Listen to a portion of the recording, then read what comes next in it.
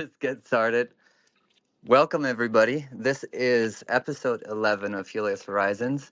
I am very excited to be joined by a man who is literally playing with fire. Um, he gained notoriety first by burning a Banksy and then by burning himself as a little stunt to introduce his new Layer 1 network called Burnt XION. And I'm very excited to talk to the founder of it all, Burnt Banksy. How are you, sir? I'm doing great. I'm doing great. It is appreciate you having me on, and I know we've been working together for a very long time, so I'm excited to hop into it. Amazing. Well, as always, I kind of want to start with your background because you haven't been burning Banksys your entire life. You probably haven't been on You don't know chain that. your entire life. So give us a little bit of an intro to yourself and perhaps the journey that lies behind you and how you got involved in the crypto space to begin with. Uh, Absolutely. I mean, I was in the crypto space for quite some time. Kind of being in New York around the time of Uniswap and 2016 and ICO and when Consensus was really cool out in Brooklyn. And a lot of the people that I was in school with were extremely into crypto, and kind of one of those right place, right time stories where you end up mining ETH in your college dorm room because it's free, and then you're here, hell, I don't even know how, like 10 years later, I guess, something like that. And describing people how you got into it. So, I mean, it was one of those things that seemed really cool. Obviously, I was a little late being in like 2015, 2016, but I think it's been an incredible industry, and I would say that like my real professional career really, really started with obviously kind of the Burnt Banksy. Well, I mean, let's jump into that story. So, for everybody who doesn't know, this was 2020, I believe, right? 20, it was we bought the piece in like November of 2020, but I think we actually did the stunt in like January, February of 2021. Okay, so We, describe for people who have no idea what the hell we're talking about. yes, yes. Tell the story. So I have something wrong with me. I think that's probably the best way to start this up. um, but we back in 2021, we bought a Banksy art piece. We lit it on fire and sold it as an NFT. This ended up netting the largest or the highest average price NFT sold on OpenSea. And kind of with that, also landed for most of 2021, and then with that kind of landed us in the Wikipedia for the word NFT. And so that was kind of the start for us. Obviously, the whole idea behind that was just trying to spark the conversation around crypto. And I think we continue to do so ever since this day of just wanting to perpetually push the narrative, push the conversation forward of bringing crypto to the mainstream. And like it's so interesting to me because Banksy obviously a very well-known artist and also an artist known for stunts like this, right? Banksy himself destroyed an art piece right at the auction. The piece that you bought had something to do with the auction, the process of an auction and all of that.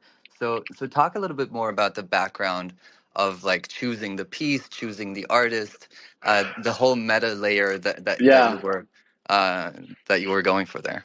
definitely. I mean, the piece it was chosen very meticulously. As you said, like Banksy had done something similar before where he shredded one of his art pieces.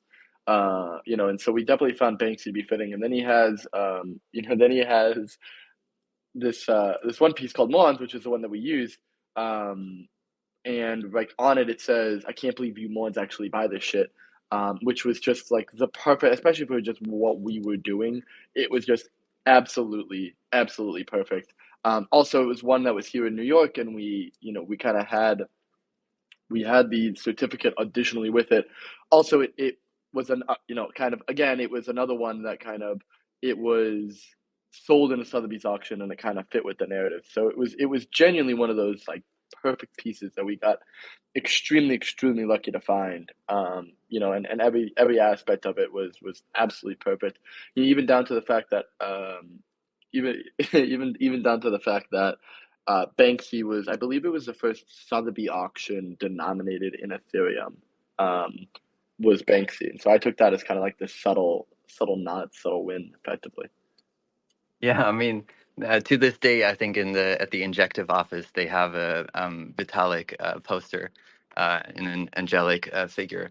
Howdy, have But you been to the? Wait, hold on. Have you been to the injective office? yes, I have. Have you seen my desk in the injective office? No, is there a burnt desk? Did you Yes, set of anything on course. fire? Okay. Many things actually.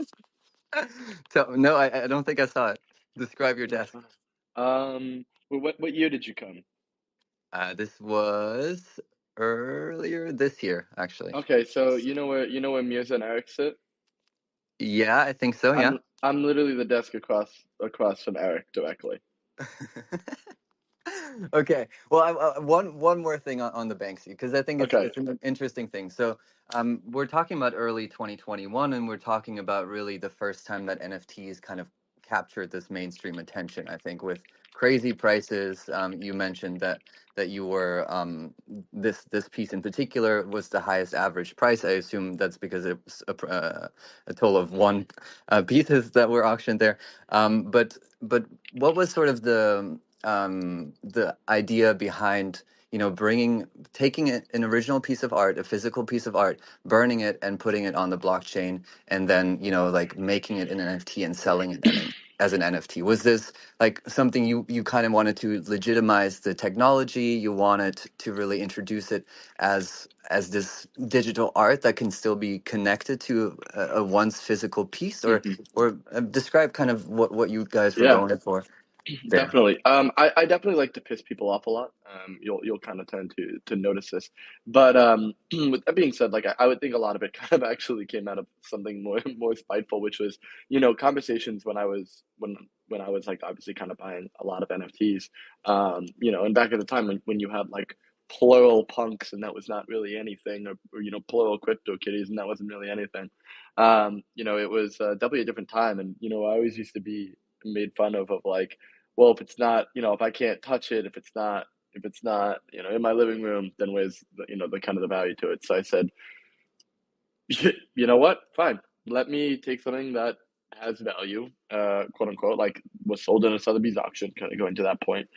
And then, with that being said, was able to was able to be transferred into an NFT, right? And saying this had value, will it hold value if I quote unquote transfer it? And I'm a bit of a pyromaniac, I guess I've realized over the years. And so I'm like, oh, obviously we're going to light it on fire, which genuinely seemed obvious to me, but um, I guess wasn't for a lot. So yeah, I mean, it was definitely a lot of fun. And definitely it was just to get a conversation going. I mean, and I think it worked, honestly.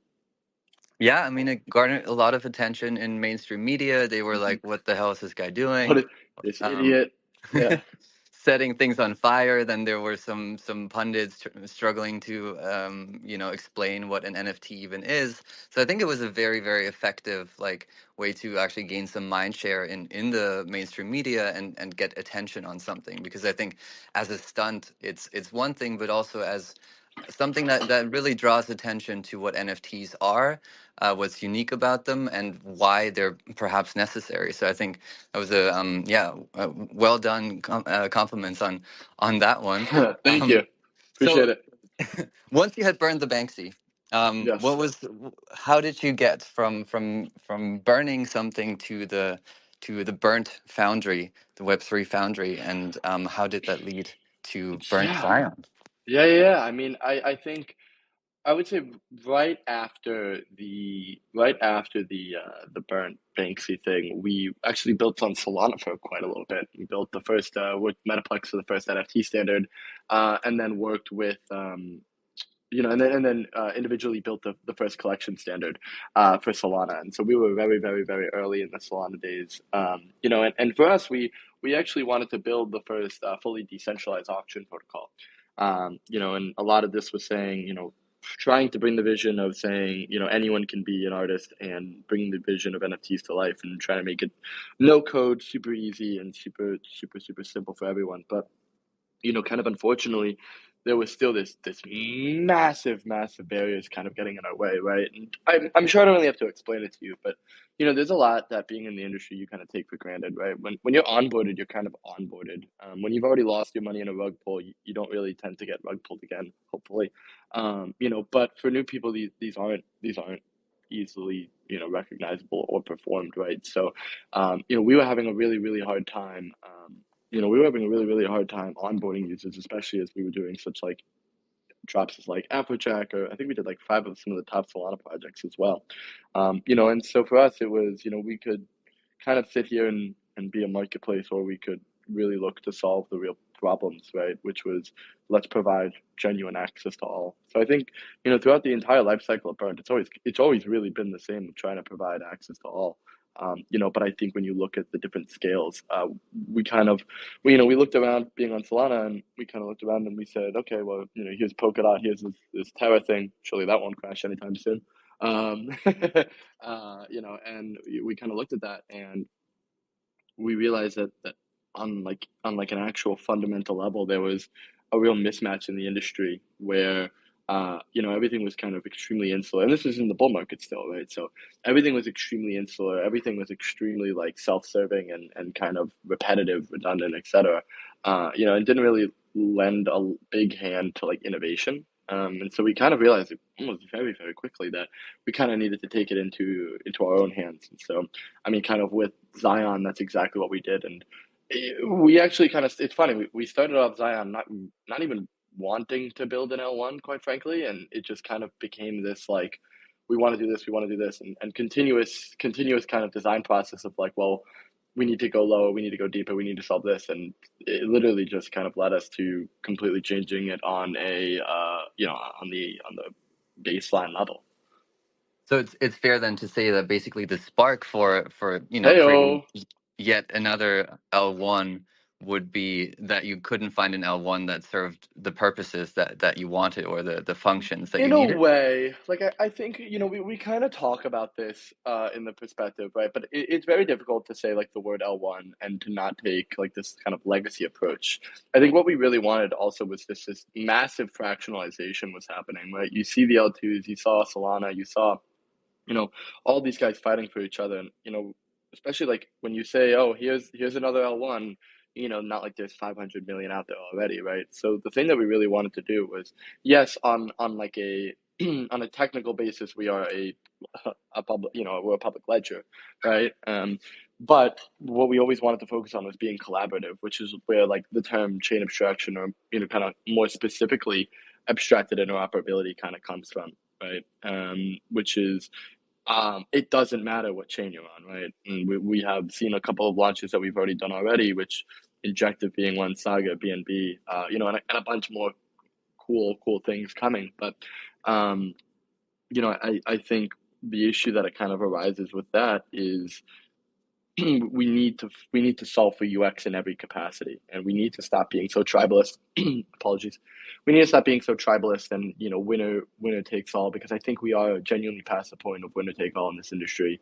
And I think we're heading for more of a modular future, where people are going to specialize. It naturally makes the most sense for people to specialize. And I think no matter what, that can't be at the dismay of the end user. Yeah, I think that's so great, and we'll talk about that a little bit more later about this like anti tribalism crusade that you're on too. But let's first dive a little bit deeper into Zion. What's sort of the USP that you guys came up with?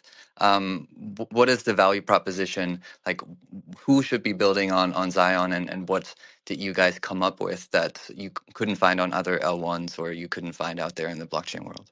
Yeah, something that we really like to say a lot is that we are the only walletless L1, which definitely confuses a lot of people as we kind of start to mention that. But I honestly think that that's probably the best way to look at us is it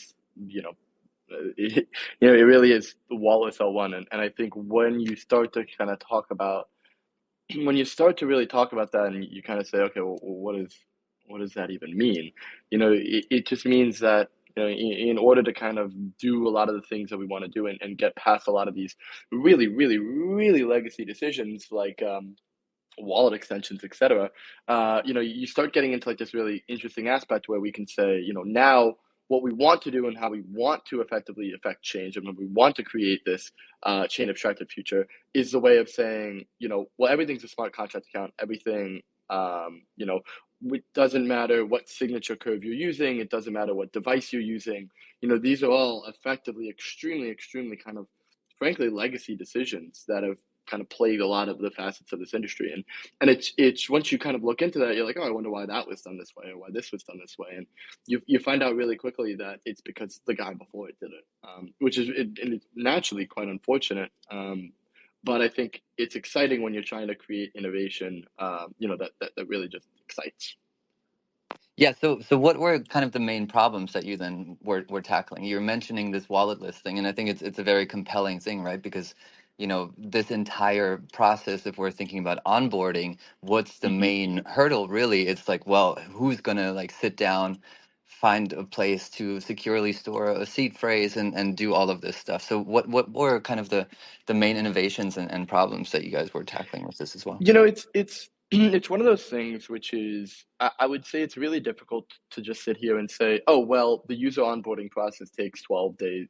You got a KYC, you got to go to Coinbase, you got to bridge, but there's just more like higher level function. And I think like I've been asked this question quite a few times, and I think there's a lot to it. But I think when you really get down to the brass tacks of it, it's people call Web3 and people call Web2 and we expect these regular people to learn everything and to go through the processes that we've gone through. And if we genuinely want, like, I know we say, hey, everyone's bringing on the next billion users or whatever, but if we genuinely want to go to that, we need to cross the chasm over to them. Like we cannot just sit here and just twiddle our thumbs and say, oh well, we're going to make user education better. It's like, no, we cannot just simply make user education better.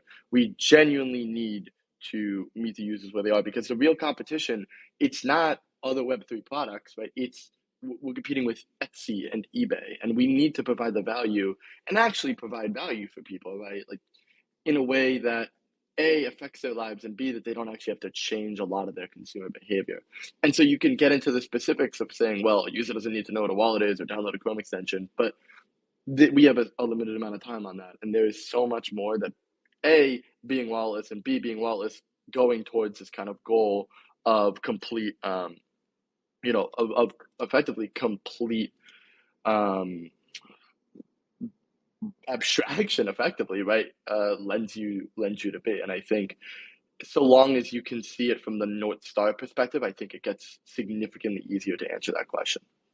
Yeah, so it's all of these, technical barriers, right? That you're tackling with this. So Oh, cultural as well, and right? Like, culture. Yeah, for sure. So I think that's such a good point that obviously there's always this idea is like, oh, we need to kind of improve Web3 and figure out ways to make Web3 better in the sense like thinking that this is the competition, these are the the products that we need to mhm, build. But really it's we're building for users, and where are the users? Well, they're, the vast majority of them are not in Web3. And so now we need to solve for, well, why aren't they in Web3? Is there a lack of a value proposition for blockchain technology, or is it something else mhm. that holds the adoption cycle back, perhaps? And so let's talk about this general abstraction. Um, you talked about the walletless experience. Let's also talk about the other, you know. Blockers that are quite common, like gas fees, the general experience of storing a wallet and all of this stuff. So what are some of the things that set Zion apart as this you know user friendly experience? Yeah, I mean, I think the proof is kind of just in like there's a lot of different aspects. Number one, we our main thing is also highly regarded on focus and just kind of the projects that we build with, and I would say the methodology that we kind of approach ecosystem growth, but then B, just kind of what defines a product in this industry, right? Because we can kind of look around. Quite frankly, there's no products in this industry. for a regular person to use. Yes, of course, there's five products, right? There's NFT marketplaces, there's exchanges, there's AMMs and order books and swaps, right? And there's bridges, right? But The casino exists. Yeah. the casino exists, but the casino hasn't really innovated in a couple of years, right? And I don't think we've seen really any new real innovation since I would say probably like Uni V3, maybe two. Like I think that Uniswap has kind of been that provider of innovation, and it's been via swaps, etc. Which suffice to say is fine, but I think that we miss just a genuinely massive portion of the market, especially if we like want to say, we want to talk about, oh, we're going to bring retail on board. Retail doesn't give a shit about most of this. Like, there's no, and we don't give them a reason to, outside of maybe a casino, which the only product market fit for new entrants is effectively exit liquidity for people who've been in the market for quite some time. And I think that dynamic, you're kind of probably seeing it with meme coins now, right? Which is getting exhausted, and it's getting to be, it's getting to be really reflective of the industry, which is we say that we want new entrants, yet every time we have these cycles, we effectively squeeze the new entrants for as much exit liquidity as possible and don't really have much innovation to show for it at the end of the day. Yeah, I think it's such an interesting point that again, like this idea of bringing in new people, but then the only use case they find is losing their money, and if they're lucky, sometimes making some money. But it's such a good point that yeah, the value proposition for blockchain as it is very thin if we look at the use cases that exist. But of course, we're bringing new use cases, and I think what are sort of the main verticals that you guys are trying to attract and trying to bring in? I know you guys work with Animoca, big gaming company. Is that the main target audience, or what are sort of I like? would say consumer is definitely the target Mhm. audiences, right?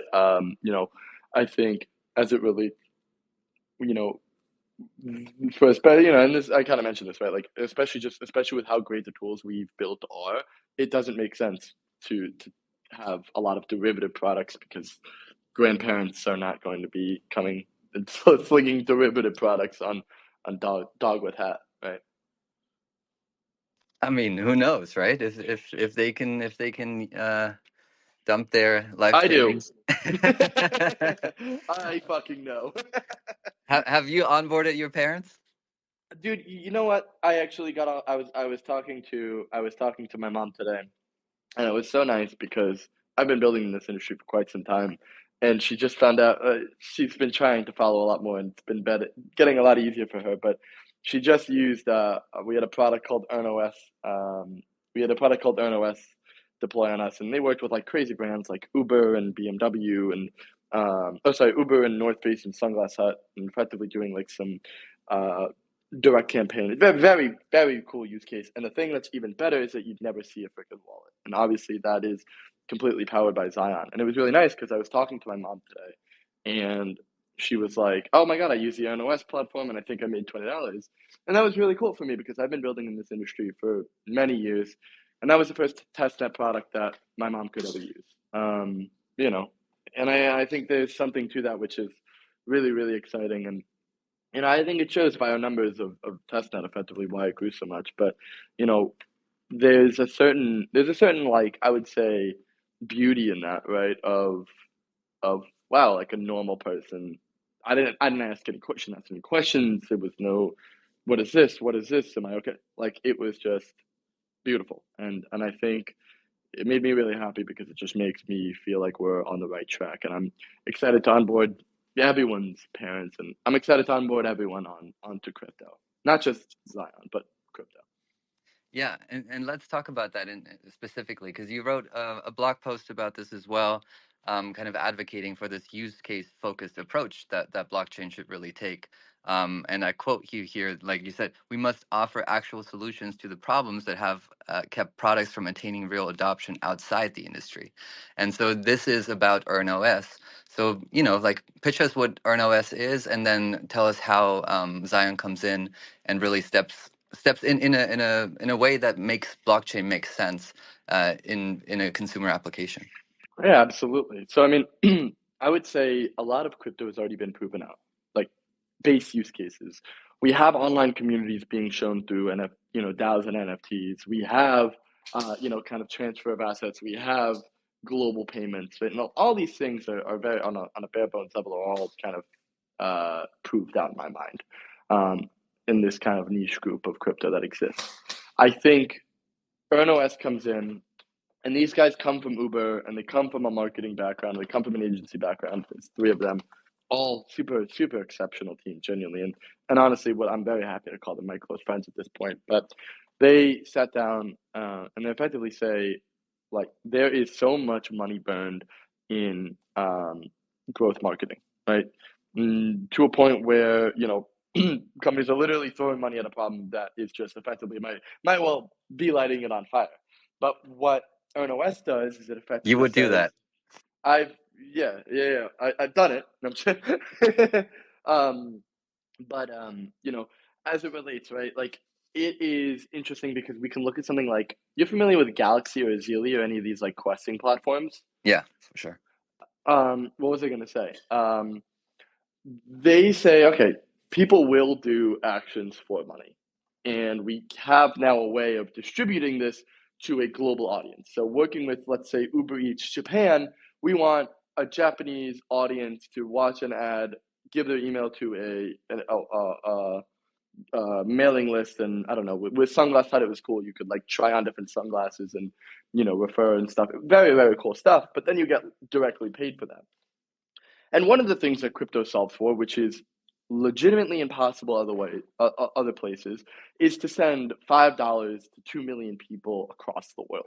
You can't, you really can't do that, right? Especially instantly, especially globally. That's just not something that exists, right? And so, EarnOS is effectively trying to mix this model of kind of questing with the real life, and the results we saw on this was absolutely insane. We saw 150% increase in Sunglass Huts following. I think like a 9,000% increase in their engagement. And they're working even more on getting more brands and partnerships because of this, and it's extremely exciting stuff. But it's one of those things that you go on the app, you go on the EarnOS app, you will see zero mention of crypto. And you can use that application on your phone. You can do it on your Apple Vision Pro, like how Samani did, or you could do it on your Xbox, like I did. You never have to know about anything. Yeah, I think that's so powerful too, right? Like the different devices, being aware where the consumers are, how they interact with certain use cases, and then how to really take what's unique about crypto and cryptocurrency and micropayments and all of this stuff, and translating it into a product that is actually compelling for the brands that want to work with that. And you mentioned some of them. Was there any interaction or any hesitation, let's say, for these brands to join a product or work with a project that is in the crypto industry? Was there any hesitation? Can you talk about that process? Um, I mean, as it relates to them, they come from the branding. They come from that world, and I think most of the people building on Zion do come from that world. And so, no, there wasn't really much hesitation. And I think it was even more interesting because it was like, hey, this is a test net. This money isn't real, and we've done this for you. Imagine when the money is real, right? And so, if anything, it was more interesting to say it's like, wow, okay, this is what you could do with nothing.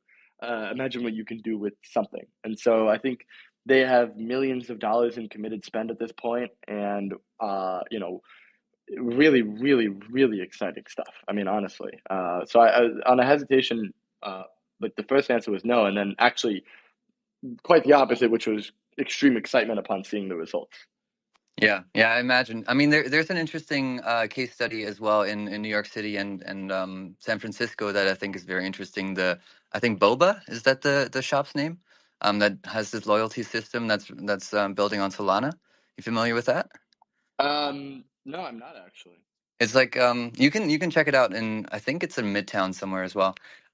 So it's basically just turning a loyalty program, powering it by NFT. So if you go into the shop, you get Hmm. basically a stamp that is an NFT or a token, and you Hmm. can redeem that in the real world. And they also have published the case study that tracks the results. And as in your case, like 9,000% increases are just, kind of unheard of, and it's really something that is powered by this new approach, to engaging consumers in novel ways, because they want to be engaged, right? They want, to be heard, seen, and engaged in novel way, engaged with in Hmm. novel ways, and it's so cool that we can now show, with the technology being kind of mature enough to allow for those use cases, that it actually works. Because before, it was all just more of a thought experiment, really. It's like, what if we could do this? But we're getting to a point, where we can do this, right? And Hmm. speaking of that, when mainnet? I mean, like I said, I think we commented on the tweet yesterday. A lot of people are really asking me this. I absolutely have a firm date in mind. But I of course, you're gonna have to. Oh, I think I'm having some mic issues. I'm sorry. Understandable. Always comes Yeah, at the did you worst hear time. that? It's, Yeah, did you yeah. hear that? Sorry, I gave the exact date for for the mainnet launch. I don't know if you heard that. I won't repeat myself, of course. I mean, that must be so exciting. Like, don't give the date away, but talk about like how you work towards that moment, because I think it's such an interesting thing. Like, as a founder, as somebody who's poured so much hard work into this, who's worked in this industry, from the college dorm all the way to now almost adulthood. Like, how does that feel In for this almost to? adulthood. I know I need it. I need to insert a little burn here. Um, Hey-oh.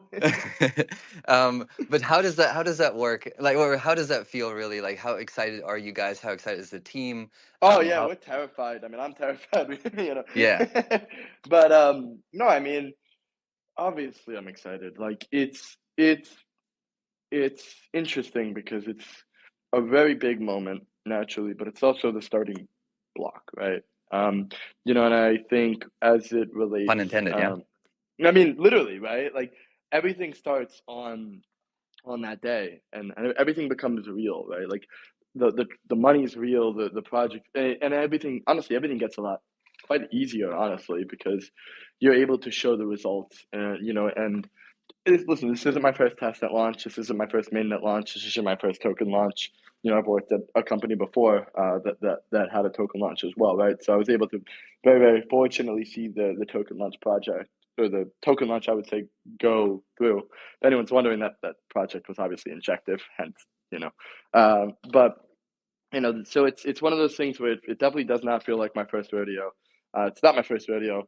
The team has been prepping for in a very long time. The Helios team, obviously, you guys know, you guys are helping us out, kind of in the trenches with us, and yeah, they feel like trenches sometimes. But I think when I'm able to kind of sit here and say this company's worked with Uber and Sunglass Hut, and my mom is now onboarded, and all these things that were once, I don't have to say, hey, we're in beta anymore. It's, hey, we work with Uber, we work with Sunglass Hut, and all these projects are real. And we have this super strong community that is honestly the best. But the way that we approach it, it's yes, of course, it's a big day, but it's also the start of everything. And so no matter what, like, I see a lot of projects treat the token launch and the mainnet launch like it's the finish line, when in reality everything just starts. And so, I would say that's probably like the biggest thing, which is, yeah, it's fine now, but honestly, the real work begins then. Yeah. So interesting. And let's talk about, you talked about Helios. Thank you so much for the shout out. Let's talk about your partners, because it's so, impressive. I think you go on xion.burnt.com. Everybody check them out. Awesome project, obviously, as you can hear here. And you look at partners or ecosystem, right? And you see quite literally the who's who of blockchain. Like, all the OGs are there. There's so much support. And let's pivot a little bit to this, like, maximalist, like multi-chain maximalist approach, because you have injective there, you have the big bridges, you have osmosis, you have axelar, you have everybody in there, circle, of course. Yep. So let's talk about these partnerships and how important that is for you guys to start off with, and like, with such partners, and what kind of the process was, of getting all of these different VCs, chains, protocols, and all of these people under one roof. Oh, as you said, it's like, oh, geez, right? I don't really look at, I look at, Eric from Injective as my best friend, right? I look at so many of these people as my friends and people that I've hung out with and people that I've had the pleasure of meeting through my years working in crypto, right? And so you ask like what it's like under a roof, like it feels like family, like it really does. And with Wormhole, just seeing everything with Wormhole from pre-Wormhole to where it is now is awesome. Same with Pith, right? Same with Axelar. I'm very happy that I'm like super close to Yorgos, right? And there's just the whole team over there is absolutely incredible. So the beautiful thing, especially about this industry, is it doesn't feel like work. It is a lot of fun. Like even I was just talking with like the Hyperlane team and just being able to have fun and grab drinks with these. It's friends, it's family. It does not feel like, oh, how were you able to secure this? It was just like, hey, we can actually work together now, and even meeting some of these people, being in Solana, being a marketplace, it doesn't need to be, hey, I hate the very like opportunist approach, which is like, hey, how can we work together? But it's like, eventually we'll there's always something, and I think especially with the idea in mind that rising tides raise all ships. I think as long as you're not a dick, and you're not one of those people who just hits people up asking for something. It's like you go a really long way. And just being kind, not making enemies. It makes a working fun, and then B, it just allows for really great growth that people actually enjoy. Yeah, and I read this tweet from you from a couple of days ago that's also like excited for an anti-tribalist collaborative future. And this is on a tweet that kind of describes a little bit of the chain abstraction between Solana, XION, Picasso, in the middle there. Talk about that a little bit. How this project, let's say, brings together all of these different chains. We mentioned Injective, obviously, Solana, Cosmos, all of these different protocols, in like a way that now the consumer doesn't have to decide, or gets locked into a protocol, but can just use the product that they want to use. Yeah, absolutely. I mean, and a lot of it is powered by IBC. Obviously, I know now this is a space where I could talk about IBC, which I will be honest was awesome. There's times where I have to explain IBC, but like, even this morning we were on an AMA with Toki, who's doing IBC to BNB and ETH, right? And IBC is one of the craziest innovations to really come out, right? And it is so underutilized, and especially like something such as interchain accounts, which primarily is used only for auto restaking. Or sorry, that's interchain accounts, and then auth-z, which is primarily used for auto restaking. You will get so many interesting combinations working with the stack that's provided, and I think as it relates to our original ethos, right? Which is we don't want to be this another isolation island of an L1. We want to build for the end user, and that's who we build for at the end of the day. And so with Injective, we actually we hit the hard. I mean, I'm sure you guys remember it. We hit the hard coded limits of the Hermes relayer on IBC because after I think 200,000 interchain accounts created, we hit the hard coded limit of the Hermes relayer. Um, and so now we have another one. I mean, this is a little bit of alpha, but I think the next one is probably, I think, Jean might kill me here, but I believe it's Neutron. And this is another attempt, which is going to be a different approach with I believe it's the abstract money team, which I'm very excited for, which I think will be a much more sustainable launch that ideally won't take down IVC. So But we, as obviously, we work with Tokis, we work with hyperlanes. We effectively want to have an interchain account on every single blockchain, and then since everything is a smart contract on our chain, be able to facilitate multi or omni-chain functionalities at the click of a button. I think it's such a cool way of approaching this, and so important. I think as a consumer, again, your mom obviously doesn't give a shit Yeah. about Solana or Injective or the manlets or whatever the ninjas. She doesn't care. She just wants her discount when buying or when taking Ubers or doing all of this stuff. And I think that's so cool that something makes that possible to not care, because I think we care way too much. The people that are locked into crypto and blockchains, like, oh man, it's like, oh, you're part of that community. Who cares? Like, we're all, as you were saying, like it's really about making friends and lifting all boats Mhm. with the tide of new people coming in, and we don't want new people to come in to get burnt like you burn yourself. Hey, Oh, by the way, we we we haven't even spoken about that. What the hell was going on there? So you when did you decide to set yourself on fire? dude, you This is want to for laugh? This is gonna be so embarrassing. I decided to light myself on fire like a year and a half before. I was like, this is something that I want to do. And like we had planned out the entirety of it, like the absolute entirety of it, with the next steps being figure out why we're doing this.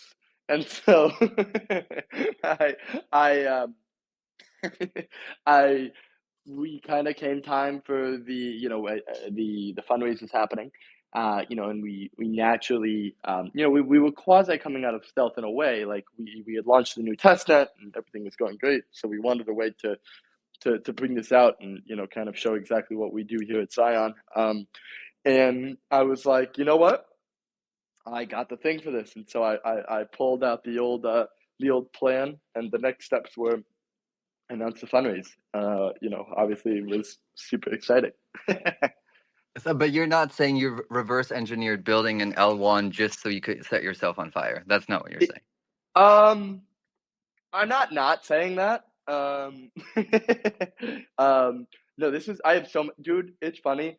I have an entire folder of dumb ideas that I, at some point, want to do. Like for instance, I would love to have a stable coin that the only way to redeem it, like those carnival booths where the cash flies around everywhere, and you've got like 30 seconds to grab the cash. Yeah, yeah, yeah. That's the only way to redeem the stablecoin. Like, and I think that would be awesome. I think that would be hilarious, and it would be at every conference with one of these stupid fucking money booths. And only if you hold the coin do you get, only if you hold the token do you get a 1-for-1 redemption of the stablecoin. And like all the way down to the line of like, I think that we've done insane research on doing um, a lot of work on NFC chips, actually, like a lot of work on NFC chips, and then eventually wanting to make like a rosé wine brand that has NFC chips in it. Like there are so many dumb things that I want to do, and I think this goes to mainnet, right? Which is like once we are in mainnet, all of these are really happening. I promise you, these are all getting done. There's no doubt about it because I want to do that, I want that wine, please. dude. It's gonna be good wine. Callie, or where are you gonna go? Oh, I mean, burnt fondue is French, so I feel like we have to do a Côte d'Azur rosé. I hope he's listening here, but I'm staring at him in the office, and it doesn't look like he is, which makes me cry a little bit. But either way, yeah, we would definitely do this out of France for burnt fondue. Amazing. Now would be the time for people in the audience. If you have any questions, feel free to comment. Also, feel free to request the mic. We might be able to take one or two speakers here up there. Before we go to that section, you recently raised 25 million. How important is it for you guys to have this extra backing for development? Like, what's kind of the thought process of bringing in more VCs? And then like what kind of runway and what opportunities does that open up for you guys going forward with the main network Yeah, launch? I mean, you see this, right? It's for what we want to do, we need to hyperscale. And I think it's in one of those interesting aspects which we've seen EarnOS, we've seen a couple of our other projects. consistently seeing 100,000 users in under a week for a lot of these, all of them being like global and not needing to know anything about crypto, and so it's one of those aspects which is in order to bring this to life and go with the speed that we need to do, and the efficiency that we need to do it. For us, it's one of those things that is kind of a no-brainer in some capacity, right? Which is and I think moreover, it's also people that we need help from, right? Like, it's one thing to say that VCs only provide money, but you really want some of the best advice. And I think especially like you look at our relationship with someone like Multicoin, it's they've helped us in some of the most pivotal moments in the world, and I wouldn't trade that for anything. Yeah, I think that's such an aspect that people who aren't in the business or who aren't in like founders at that level often don't think about, right? Because VCs aren't just people throwing money at you. They're typically people who want you to succeed so they can make money off of you, Yeah, right? right. Yeah. So I think that's such an important aspect that's often forgotten. And Multicoin or some of these people are really people with connections that then also open up these bridges to other chains, to other projects that should be working together, making these connections. And it's just so important. I think that happens, and that's also not just always mercenary capital, but it's really connection makers and people that you get on your team, and they Hmm. even give you money. So I think, yeah, an important thing to raise there. Did you want to add anything there? No, no, Otherwise, I mean, you nailed it. Yeah, you okay. nailed it. So then I'll go for to the first audience question, which of course is a when.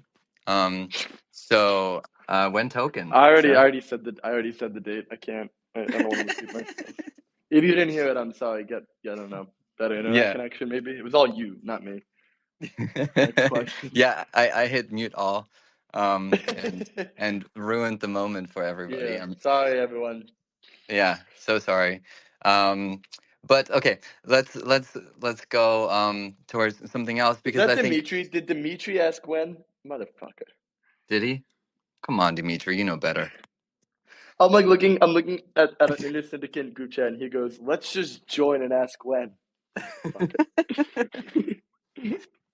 Always the best question to ask. I have another one though. Mhm.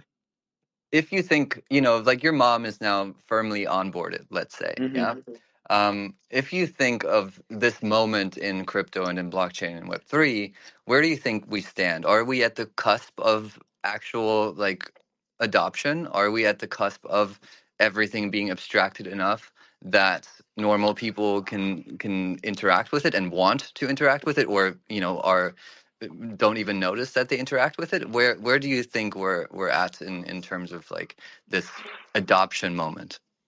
I think if you're familiar with the term of crossing the chasm, we are just about to cross the chasm. Um, but there is the next step of users, which like in any technology adoption life cycle, right? You of course have the early adopters, right? The people who are okay with the flaws, who are okay learning all this, right? And I think once you get to the mainstream, it's a chasm. And there's books written about this, one of them being Crossing the Chasm. And I think that there will be a few people who can successfully cross the chasm, as it's very difficult. And I think that we're at the precipice of that.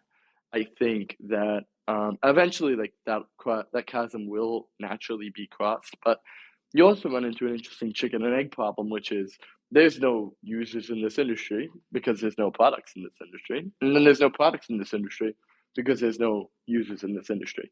And so it's trying to solve that catch 22. And I know you can argue if fucking Uniswap is a product, but like it's not a consumer product. It's not something that like my mom's going to use on a daily day basis. Like if my parents were spending most of their time on the banking app, I'd be completely in agreement with that. But they don't. And I think bringing the web to a place where Web3 is just called the web, that's success in my mind. And I think we are at the Web 2.5 moment, if you would, that requires this next leap. And I think we're right there. I hope this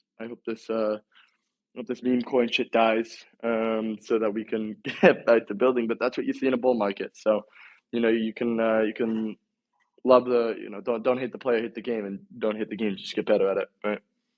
Yeah, I mean, what is your 2 cents on meme coins? I think I hear a certain sentiment, but what's your kind of take on the current craze? I mean, I think it's a you see it a lot, right? And I think you have money that wants to come into the industry with not much new innovation. Like ICOs kind of were what that was. NFTs were what they were. You know, and then I think you now get like, but you know, here's the thing: like meme coins have always been around. It's nothing, absolutely nothing new. Obviously, Dogecoin was the first, right? And so you know, I think just the fact that I think the fact that they're not new upsets me a little bit. You know, it's not really a new innovation. I think Pump.Fun is freaking awesome though. And I think it's brilliant. And I hope that there's a way to ladle this into to innovation because I think people need a way to express themselves, especially in this industry. And I think people should be given the opportunity to do that. You know, but you'll always, you know, this is what you get in this industry. You're always going to get something cool that then gets hot and then burns out, and then the new thing comes along.